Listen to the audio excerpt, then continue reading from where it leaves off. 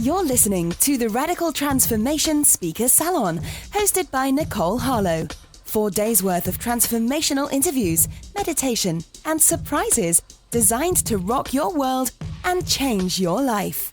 Your year of soul discovery and wild metamorphosis starts today. Hey everyone, Nicole Harlow here, and welcome to day 2 of Radical Transformation Speaker Salon. Today I'm talking with Danielle Bertolia. She is a yogini, wife, hobby farmer, woodswoman, lover of the moon, stars, and an excavator of truth. To add to that, she's also a massive dog lover, obsessive book fanatic, and she has an unresolved case of wanderlust. Feisty, fiery, and femme-forward, she spends most of her days deep in the heart of the British Columbia interior, mixing up ancient Ayurvedic potions, coaching kick-ass women, guiding sacred movement, and unraveling the mysteries of the stars. So you can find her over at Danielle Bertolia, that's DanielleBertoia.com.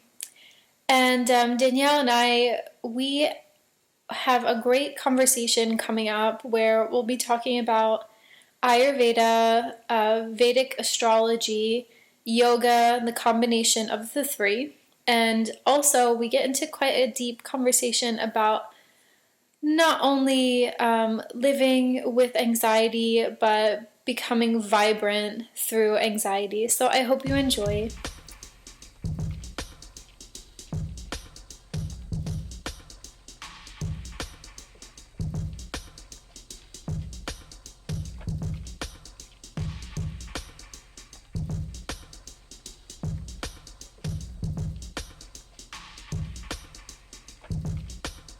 If you could just tell everyone, who you are and what you, I guess, what you're working on or what you create in the world. Yeah, okay, so I'm an Ayurvedic practitioner. So, and I use Ayurveda in my coaching practice with my clients, but I also use it in conjunction with Vedic astrology and also with sort of this wild woman philosophy or paradigm that I really kind of feel like I was actually born into, just sort of the nature of growing up where I did and living the life that I have up until now. Mm-hmm.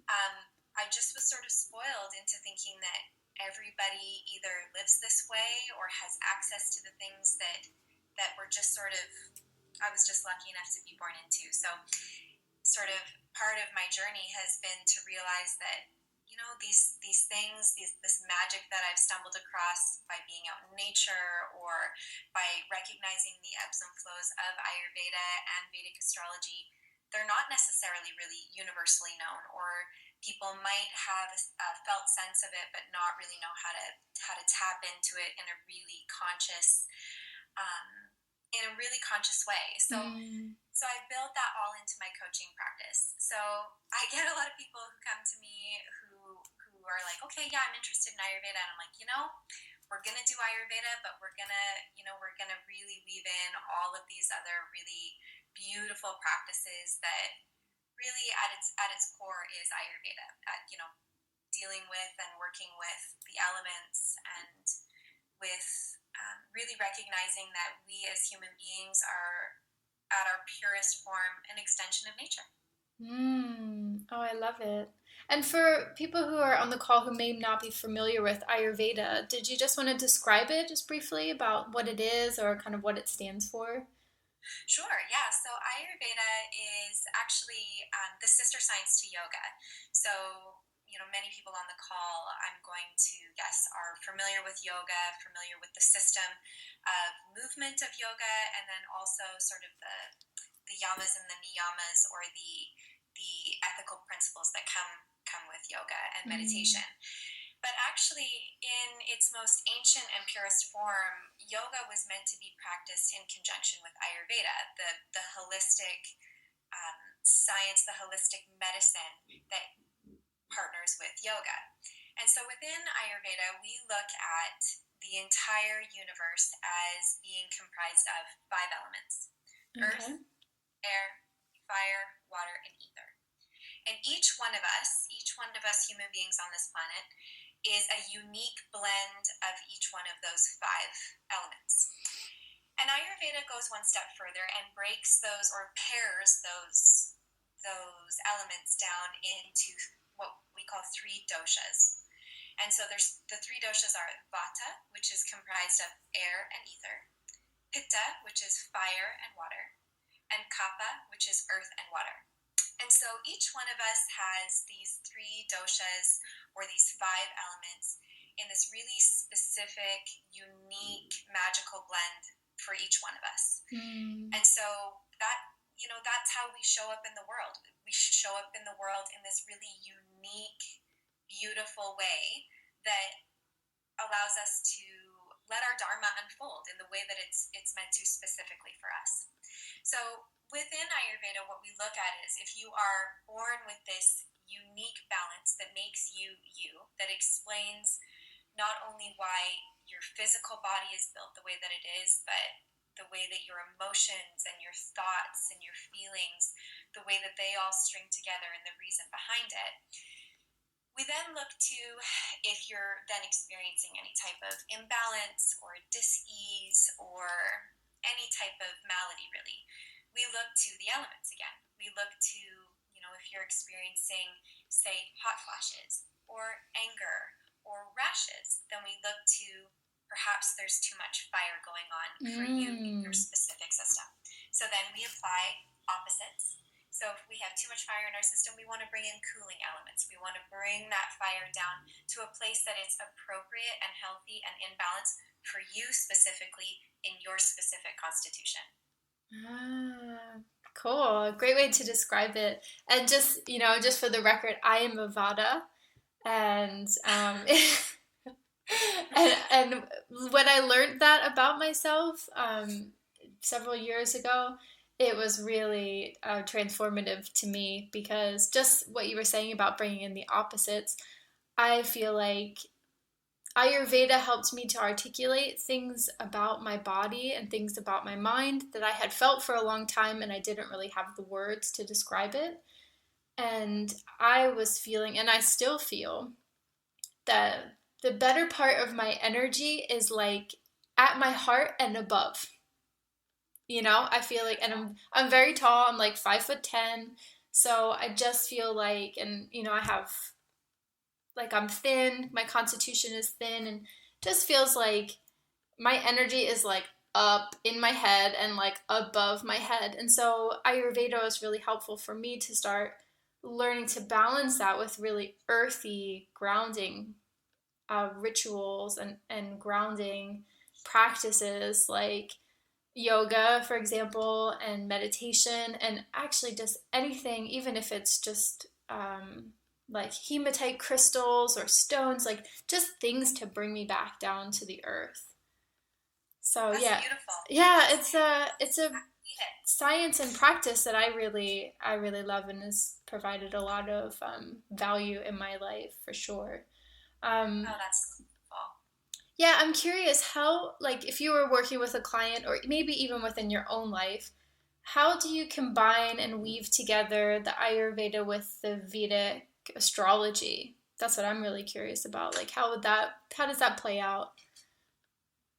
Well, it's interesting in the sense that, within the Vedas, so with the Vedas, if we look at it, it's like this giant umbrella, and there's all of these really beautiful things that hang down from it. So yoga and yogic philosophy is one, Ayurveda is one, Vedic astrology is another. And so within the Vedas, many of these practices, if not all of them, are really meant to be used as a complementary blend. Right. Ayurveda helps us to see our unique constitution, our unique blend of what makes us specifically us, so then we can really start to move from a place that's healthy and balanced for us specifically, as opposed to trying to fit this sort of one-size-fits-all paradigm and then always sort of feeling like, oh, this doesn't exactly resonate for me, I don't exactly feel met in this. Then we move on to yoga. So then, just as you so beautifully put it, we use yogic practices, yoga asana, that's specific and appropriate to our dosha or our elemental makeup. So there are some yoga asanas that maybe, if you're Vata, that may be awesome for you and help you to feel really grounded and really settled and centered. But, there's other practices that if you're experiencing a lot of Vata, a lot of that air and ether, it can draw you into a further imbalance. So really using those practices as just another way to sort of medicinally work with our dosha. So then one step beyond that is Vedic astrology. So Vedic astrology, again, likes to just delve right in, look at you specifically. So not just your birth date, not just your birth location, but your exact birth time, so that we can get a very vivid, very deep snapshot of who you are, not only in your personality, not only in sort of the more the things that we're a bit more familiar with from a Western astrological perspective. But Vedic astrology also helps us, again, much like Ayurveda, to get in tune with who we are specifically, who we are uniquely. And then from that place, move forward into our dharma, into what we were called here to do as a spiritual being. Because for each one of us, it's totally different. So again, this sort of cookie cutter, one size fits all paradigm, or really, paradigm. Vedic astrology really likes to look at it as, let's look at where all of the planets were. Let's look at what houses they were in. Let's look at what signs are in those houses. And then from that place, let's really start to unravel your blueprint, your unique, magical, absolutely incredibly unique blueprint. And that's really what made me fall in love with all of these practices together, is that while each one is powerful on its own, when woven together, it brings this clarity and this really clear view of not only who we are, but the potential that we have. It's so eloquently put, and I can't agree with you more. I mean, these are all practices that I use within my own life, within my own healing, especially the astrology piece. And I am a yoga teacher, and I love what you say about like each one adds like a layer of complexity, because I know in my own story it was like, you start off down the path and you're like, oh yeah, I'm a Taurus and I'm on the Gemini cusp. Okay, like that gives me some information about myself. And then you kind of go a bit further, and then you learn like, oh, well, my moon is in Leo. Okay, that gives me some more information. And then you dig like deeper, for me it was like, then I got into reading my chart and I saw, okay, well, Leo is in my 10th house and that's my career, so that gives me some great insight there, in the fact that like there's a part of me that loves to be like the center of attention, the lion, and like right there, and like the sun, and bright, but I'm actually can be quite shy too, and shy in maybe like social situations. But having that information, what it illuminated for me was like, oh, my Leo is in my career. So that's me like in the center teaching dance classes. That's me in the center, teaching yoga classes, or being an entrepreneur, or being like, the face of my business. So having like a personality-based brand rather than something where I want to hide behind it and like, oh, it's just like this name, but I don't want any pictures of me on there. Like, I'm really happy in that arena to take center stage.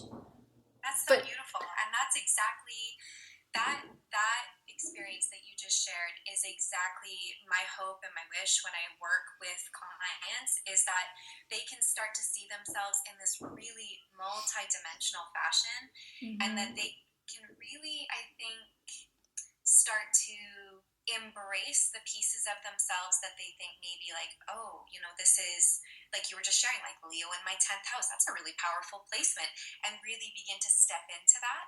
Yep. And then also some of the other pieces that we have within each one of us that we think, well, I have this quality about myself, but it's maybe not something that I share publicly, or it's maybe something that I feel maybe shame about, or worry about, or I want to improve on.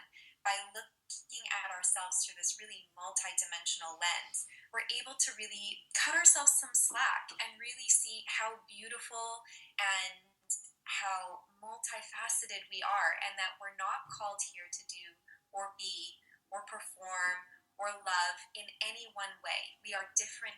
We behave differently in different arenas, in different places in our life, and that's not only okay, it's really beautiful. Yeah. Yeah. No, I love that.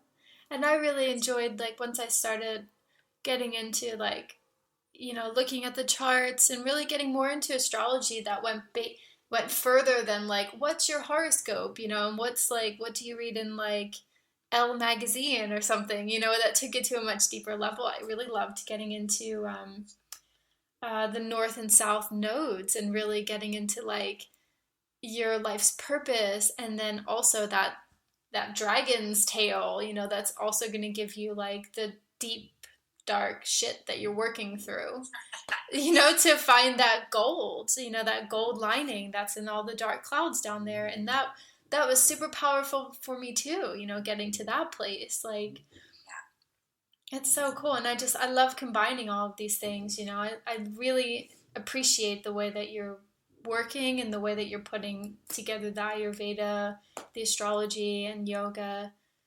Yeah, no, I really, really like it a lot. It's so similar to myself, in the way that I see the world and the way that I like to teach and be taught, this combining. That's awesome to hear. Thank you. Yeah.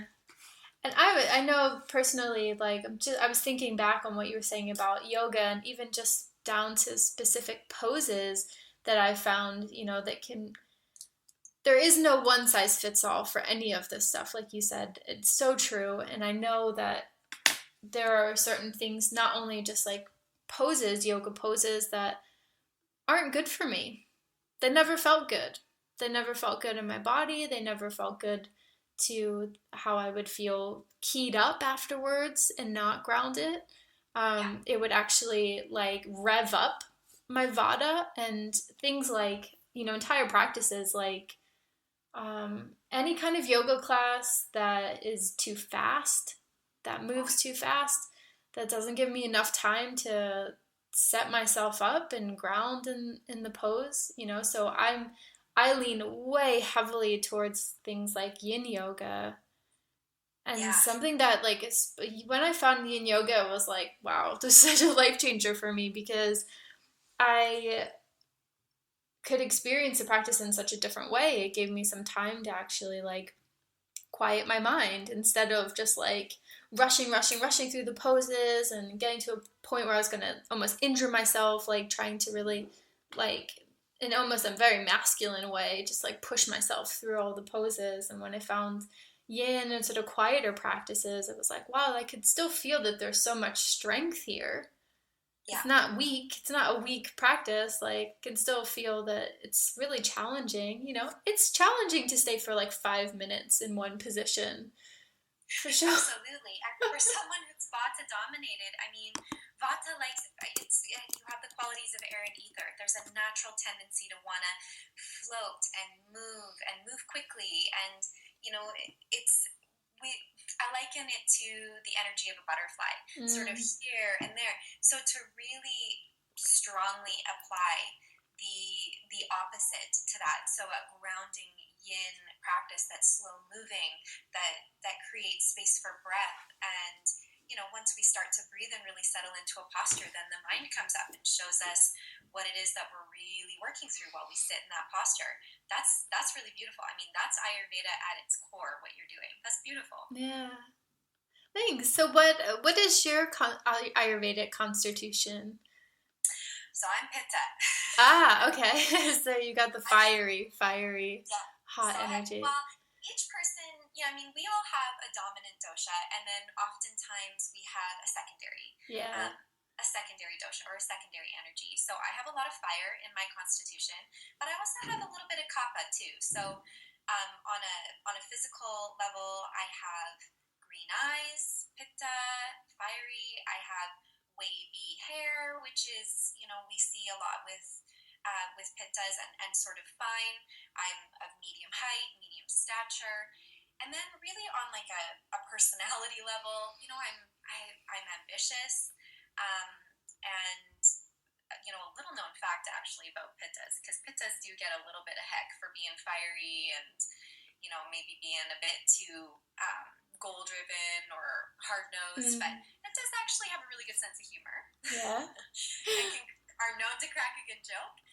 And, but yeah, like what you were speaking about with your yoga practice, I can absolutely relate in the sense that, what I may want to do in a yoga practice. So I want to do more of like Ashtanga, or, I practice something called primal yoga, which is a fusion of martial arts and yoga. I have to really pay attention in those practices, because otherwise my fire will come up and I'll get too hot. And before I know it, I may injure myself by pushing myself too hard, by setting my goals too high, by not listening and paying attention. And so it's that really beautiful, balance really of what is good for me, what am I naturally drawn to, and then how can I do it with a sense of ease, with a sense of permission to go slower, and to really tune in and to listen to, is this actually medicine for me? Am I actually getting something from this that is going to help me be healthier, happier, more vibrant? So, and that's a lifelong thing. I mean, we all work with our energies and the things that we're naturally inclined to do, and so it's just really about that fine balance between this is good for me, and I've done a little too much, and now I've gone a little too far. So yeah. And are there particular like rituals or practices that are helpful for you specifically to keep yourself in balance? Things that maybe you do every day, or maybe things that you do once a week, or just as needed? Absolutely. So that's actually a huge part of Ayurveda, is and one of the key components in working with my clients is creating something called a dinacharya, or a daily routine. Okay. And it's actually a morning practice. And so, and we believe that if you can start your day with a few really beneficial practices and do them every single day, just like clockwork, that's where the real healing starts. If we can really move from a place first thing in the morning where we're taking care of ourselves and we're doing it every single day, it's very pacifying to all three doshas. So all three, Vata, Pitta, and Kapha, really feel calm and centered and grounded when they are based in routine. So each morning I get up and I start my day before my feet even hit the ground. After getting out of bed, I start with a moment of gratitude. So I close my eyes and I just welcome in whatever it is that I'm grateful for. I try to put no limitations. I try to not have any real set thing. It's just whatever comes to me. So some mornings I'm grateful I woke up before my alarm clock. Or I'm grateful I didn't have to set an alarm today. Things like that. Or other days it's, depending on what's going on in my life, it's I'm grateful for family, or I'm grateful for, being able to live in a quiet space, whatever it is. But I think there's something really beautiful and really can help to set an abundant mindset if you can start your day with gratitude. Then from there, I get out of bed, I meditate. Now, that can look like anything. That can look like 2 minutes if that's what I've got. If I've got 15 minutes, then that's what I do. But I try and get my butt on that cushion every single morning. I try not to miss it, just to keep with that routine. Yeah. Any particular like meditation techniques that you're using there, or does it change from day to day? It changes. So, and it depends. So in my lifetime, anxiety is something that I work with and that I live with. So if I'm feeling on any particular morning that I've got some anxiety, or I've got some thoughts that I'm like, it's really hard for me to let go of, perhaps it's list making or jobs that need to be finished or anything like that, then I really turn to my japa meditation. So I use a mala and I count the beads and I use a mantra with it. And so for any of the listeners, I mean, that can look like anything you want, any type of mantra you want. Okay. It can be English, Sanskrit, It can be and your own words of your own choosing. But for me, it just helps to have the repetition and also the tactile, having the mala in my hand to really clear a space in my mind so that I can let the list building go and just sit for a few minutes. Yeah. Yeah. Yeah, and then from there, the other two things that I never ever miss in my day is something called abhyanga. So before I shower, I apply a warm sesame oil, or depending on the season, if it's summer, a coconut oil for me, for my dosha, all over my body. And I start at my feet, work my way up my legs, slowly over the abdomen, arms, and then the chest and the ears.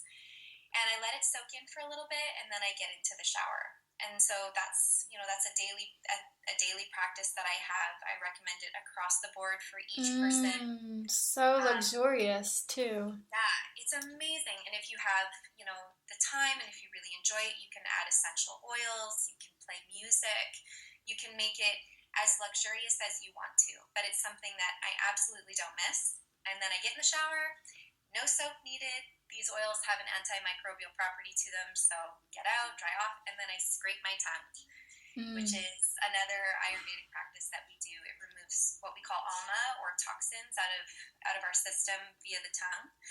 And those are my go-to practices daily, and I try and do them every single morning. I try not to miss. Yeah. Oh, cool. So I'm keeping like a little list here. So I can send it out with an email for everyone so they can, have a little list of the stuff that you're talking about, tongue scraping, and yeah, cool. So, kind of switching tacks a little bit, like, I'm curious about whether you have a story in your life of transformation. It can be big or small, and it can be something as simple as, a book that you read that really, after you read it or after you had this experience, the you that emerged was quite different from the you before. Is there anything that really stands out in your life as one of those, story of transformation?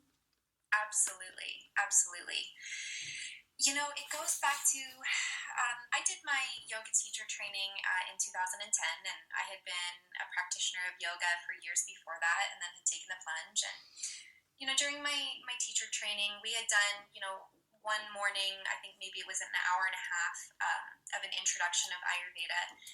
And it had piqued my interest. I thought, oh, wow, this is really, really interesting. And, then the day continued on, and then the week, and then the month, and then, just like anything else, it was this cool thing that had come up that I was like, yeah, make a mental note to look more into that, and then life continued on.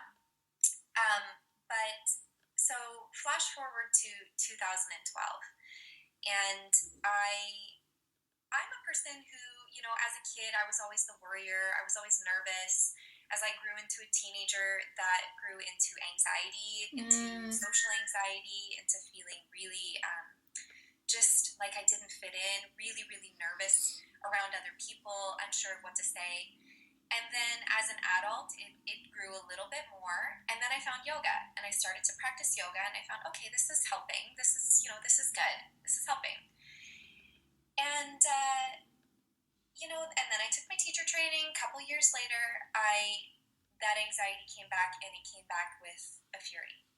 So I went from feeling, sort of a moderate level of anxiety to having it progress to the point that I was having panic attacks daily, sometimes 3 panic attacks in a day.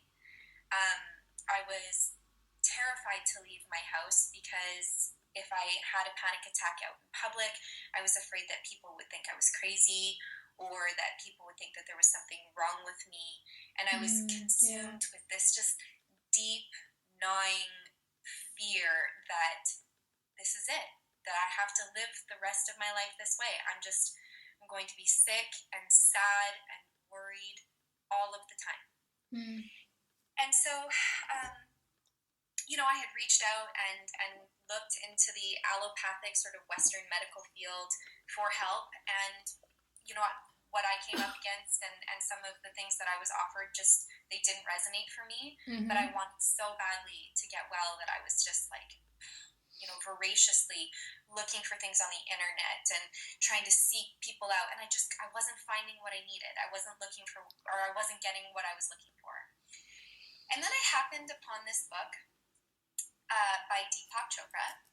And in it, it's called Perfect Health. Okay. And in it, I was just kind of reading through it, and there was this really beautiful piece in it where he was speaking a little bit on anxiety. And Deepak, the way that he put it, there was just something that sort of like strummed the chords of my heart when he said that for many people with anxiety, it comes from a deep-seated knowing that they're not living out their dharma. They're not living out their life's purpose. Oh, wow. Yes. And when I read it, I just was like, okay, that's there. You got me. I'm hooked. And so as the book continued on, he spoke more about Ayurveda. And as he spoke more about it and about the qualities and about the doshas, and as I learned more, I realized that the pieces of me, both the pieces that I thought were great and the pieces like the anxiety and panic that I wanted to hide, neither were bad or good. Neither were awesome or shameful.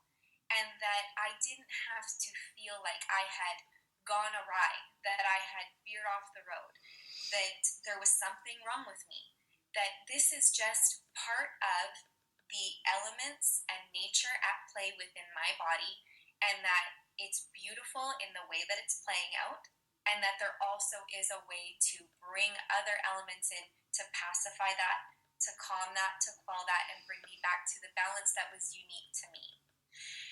And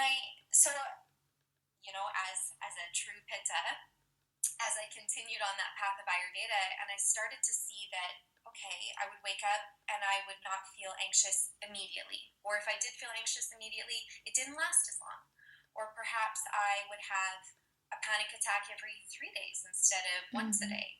And then they started to span a little bit further and span a little bit further. And the more Ayurvedic practices that I put back into my life and did daily, the more ease and space I was able to get in my body, in my mind, in my spirit.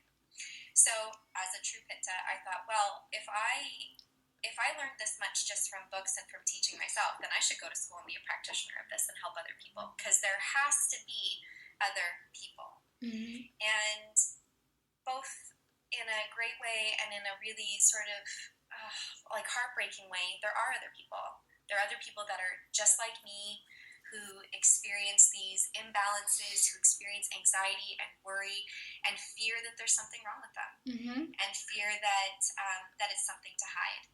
And I'm one of them. You're talking to one right now. I was getting chills just listening to your story, because it could have just been me saying pretty much everything that you just said. And that's such a beautiful thing to share, because it's something that I think for women, women in this world, whether you're an entrepreneur, whether you're a mom or a sister or a daughter, there's this real collective consciousness right now that we have to be bold, and we have to be strong, and that we have to be brave, and that we can only be those things in a vacuum, in isolation, and that they can't also be in conjunction with feeling worry or feeling shame or feeling anxiety. And so the ability to look at where I was and then peel away the shame off of it and just understand that this is just the elements at play, and that this is, I was born to come into this world with these qualities, and that if I can quell these vata qualities, I can transform them into creativity, into excitement, into this ability to be very intuitive. Sensitivity. Yeah, exactly. So, it's something that, again, I work with all the time. So I notice for me that if I start to work too much, work too late, take too much on, and let go of my self-care, I'll feel this piece of me start to creep back in, because that's how nature is. She ebbs and she flows, and she comes in and she reminds us, with it, be it the snow, the wind, the rain, that things change, that nothing is ever the same all the time. And so we within Ayurveda, we look at this as we're just constantly caring for ourselves. We're constantly checking in. What do I need? What can I do to create balance for me? So, yeah, that's where I came from, where I am now. Oh man, thank you so much for sharing that story. I mean, really, I had so many like chills in my body just listening to you because it is so similar to my own story. Really similar in the anxiety, the panic attacks, the everything you said about like the fear of leaving the house because what if people think I'm crazy? What if someone and for me it was also I think really connected with like perfectionism, not wanting like I'm the oldest child. I was a really high achiever when I was growing up and still am, you know, and just that like, oh, but what if people have to take care of me? You know, what if someone has to take care of me and I don't want to tell anyone because then people think something's wrong with me and then they're going to worry about me and they're going to have to like, you know, be around me all the time and like make sure everything's okay. And then just what you said about like, oh, this is it. I'm going to be sad and stuck and, you know, fearful for the rest of my life. Like that was really, you know, a feeling that I was having. And I so connect with you know what you said about reading the Deepak Chopra and this idea that you're not living your dharma because when I can trace back like kind of historically trace back through my life like the times when I was the most aligned like when I was traveling living really healthily when I spent a month in Mexico doing my yoga teacher training I had such little anxiety because not only was I living out my true purpose and what I was in the right environment, the right supportive environment for me. So that was like living naturally and sleeping in a tent and eating healthily and dancing every night and having, you know, and practicing yoga and meditating and also having a container, a safe and loving container that if I was experiencing anxiety, it would have been really safe to say that. Yeah. Oh, yeah. So, you're speaking right to my heart. Yeah, and contrast that with like working a 9 to 5, living in a city like in the center of Philadelphia, like living in a kind of dangerous neighborhood, and then like not being able to get on the bus or not being able to get on the subway, and feeling, oh, what you know what I felt like in that time period, you know, that there wasn't a supportive community to express. You know, if I went to my 9 to 5, like it would have been difficult to be like, guys, I have to leave, like I'm having a panic attack, you know? So then all of that just starts to like fester inside. Absolutely. And then it kind of spins and spins and spins, you know? So I noticed that yeah, it's always been very like location dependent. And self-care is absolutely a must. Or absolutely. even now you just, like you said, like I feel that the nature starts to creep back in, you know? And if I look in my body constitution, if I look in my Ayurvedic constitution, and there's all of this air energy, and there's this like a bit of like Gemini energy going in there, and so this really overactive mind. And then I look at my family history and I'm like, okay, everyone's like prone to anxiety, high strung, like, and all that, you know. So I take that into effect and say, okay, like rather than judging this as good or bad, this is what I'm working with. Yeah, so beautiful. It's such a beautiful, powerful thing to just let yourself off the hook, to just say, okay, like this is, and also that we have the power to, I don't want to say change it, but to really envelop it, to embrace it, to see both sides of it. Like you were saying, you know, it's, you know, with that Vata energy, you know, one side may be anxiety, but the other side is sensitivity and really this ability to connect with others and to sort of tune in and feel others. It's a really beautiful quality. And we wouldn't get to have that quality if we didn't have the other side of the coin, that other piece of worry and fear.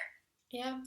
And that's actually something I was working with an energy worker last week, and we were just we got onto the subject of anxiety and overactive nervous system and all this stuff. And we were talking about like pieces of you that you would happily let go of, and then the pieces of you that like you either feel resistance to let go, or maybe you wouldn't want to let go of it, even if you might brand it as like a negative side of you. And so we're talking about anxiety, and I said, well, you know what? Here's a fear of mine, because like I've been a business owner for years. Like I said, high achiever. I love owning a business, but I work hard though. Like I'm hustling like a lot of the time. And I said to her, I don't know if I would give up my anxiety if it meant that I couldn't work the way that I work now.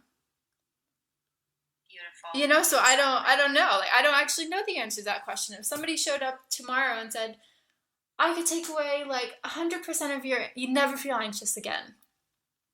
And I'm like, I'd have to be like, but will I still be able to like work how I like working? Will I still be as creative as I was before? Will I still have as many ideas as I had before, or that drive? I'm maybe at some point in my life I'll be ready to give that up, but I'm not ready to give up the other side of being a bit like energetically overactive, I guess you could say. Absolutely. And I think that's so beautiful what you're illuminating, in the sense that like my hope for anyone listening, and for really anybody who's on this path, is to just look at it all, embrace it all. Don't push anything to the side. Try not to look at anything as a weakness. That's the biggest thing. Just breathe into it and say, okay, like I have the ability here to work with this, to accept it, and to see the gift that's underneath it, and to not feel a lot of any shame around it. I mean, this ability to move from a place that's accepting of ourselves. Yeah, for me it was what I noticed that was happening is like I did my yoga teacher training in 2007 or 2008. I can't remember exactly. I was one in between like 2007, 2008. I was teaching for a while, and I was teaching full time, and also like dance, like ecstatic dance. And I'm really passionate about sacred sexuality. So I was like, putting together really cool workshops that blended like yoga and dance, like specifically for women. And I got to a point maybe just a few years ago, like 3 or 4 years ago, where I just stopped teaching completely. And I'm finally like, more recently, within the last year, I've gotten to the point where I'm comfortable enough to say that I stopped teaching, not because I didn't like it anymore, but because I started to feel like a fraud, because I had so much anxiety in my life that voice inside of me was like, who are you to teach this practice, Who are you to like show up as like the calm, collected, cool yoga teacher? Because that's the feedback I was getting from everyone around me, and students was like, oh wow, you're so calm, like you're so, nothing seems like it bothers you, blah blah blah. And I'm like, no, in my head that's a totally different story though. The me that was like at home felt so different than the me that was like, sitting in the front of the class. But I see now in retrospect that I wasn't putting on a show. Like when I was teaching yoga, I was in my true purpose. I was where I needed to be, and I didn't have anxiety. Like I felt cool, calm, and collected. But there was this, but I gave it up for a while because I couldn't put those two sides of myself together. I wasn't forgiving, and I wasn't kind to that other part of myself that I was branding as negative. And then it just got worse and worse, until I finally got to a point where I was able to now, integrate the pieces back together and realize like, who better to teach, like you were saying, it's like, who better to teach, I don't know, other people with anxiety than someone who's actively managing it, like through, healthy practices. Yeah, and that's such a valid point, such a beautiful thing to look at, because I think that, and a huge piece of where I come from in my work is that, after doing my yoga teacher training, I was like, okay, so now I have to stop swearing. I'm gonna not drink alcohol. I'm gonna not eat meat or sugar or dairy or gluten or any of these things. I'm just gonna be this like spiritual being all the time. I'm gonna stop dyeing my hair. I'm gonna do all of these things because, quote unquote, that's who I am now, or that's what spiritual people do. That's what a yogi does. And I really firmly believe that was the precipitating factor or factors leading to this pinnacle of anxiety and panic. Because part of not living out my dharma was not living out me. So I have a mouth that could make a sailor blush. Yeah. And I love makeup, and I like to do my hair, and I love fashion, and I believe that meat can be medicinal if used in the right way. Yeah. It's all of these things. I love rap music. Exactly. Like sometimes, sorry guys out there, sometimes when I'm doing my yoga practice, I have rap blaring in my house. Me too.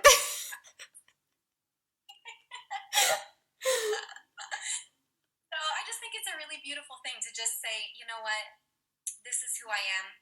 I am, a spiritual creature in a human vessel, and I'm just going to work it out the way that I was meant to come here and work it out. I don't have to fit a paradigm. I don't have to fit a specific predetermined blueprint that someone gave to me somewhere along the way. I can just do me. Yeah. Beautiful. Couldn't agree more. And even everything that you said about post teacher training, fitting yourself into this little box, that was restrictive. And that for me was actually the precursor to my anxiety spike. It grew over it wasn't immediate. It grew over a period of a few years, I'd say. But I was, just like you said, not embodying all of the parts of myself and feeling really, really restricted in that. Yeah, I feel you. Oh, man, what a cool conversation. This has been so awesome. We're just about running out of time, so I would love to offer you some space to just ground us all down in a meditation and, take us out of here. Perfect. Okay. So it's all you. So try and find a comfortable seat. So if that for you means, legs out in front of you or legs folded up in the chair, I want you really just feel into what's comfortable for you right now. Just taking a couple of easy breaths here. Your palms can rest down on top of your knees. Arms are heavy. Shoulders are light and relaxed.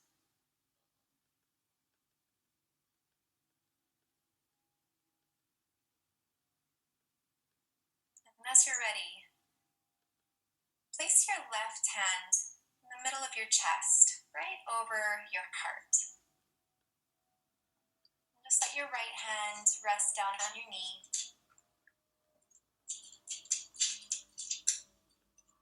Just taking a couple easy breaths here.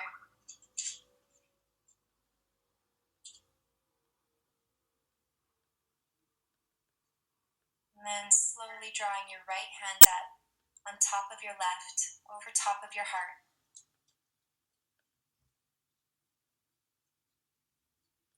And drop your chin down slightly towards your chest. And as you do,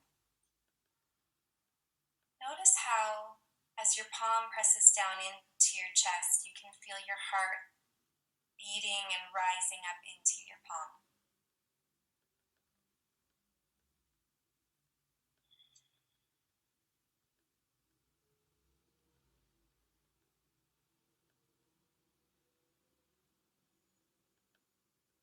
Taking a moment to embrace whatever pattern your heart is bringing right now. Just noticing, is it beating fast? Is it beating slow?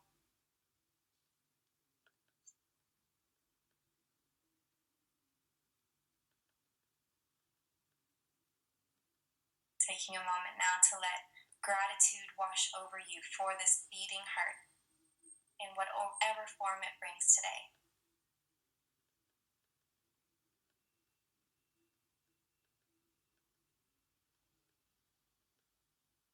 Now consciously slowing your breath, drawing it down deeply into your belly.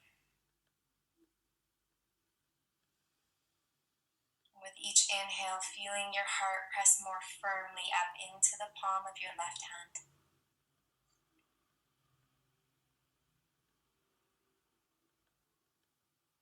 And as you slowly and deeply breathe, feel how your heartbeat now relaxes and settles into that rhythm of breath.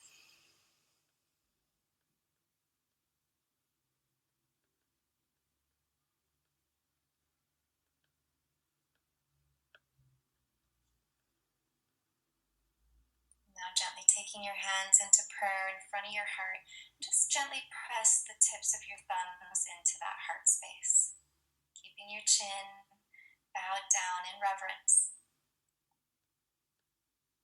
Let us all just collectively take a moment to be grateful for each one of our unique beating hearts.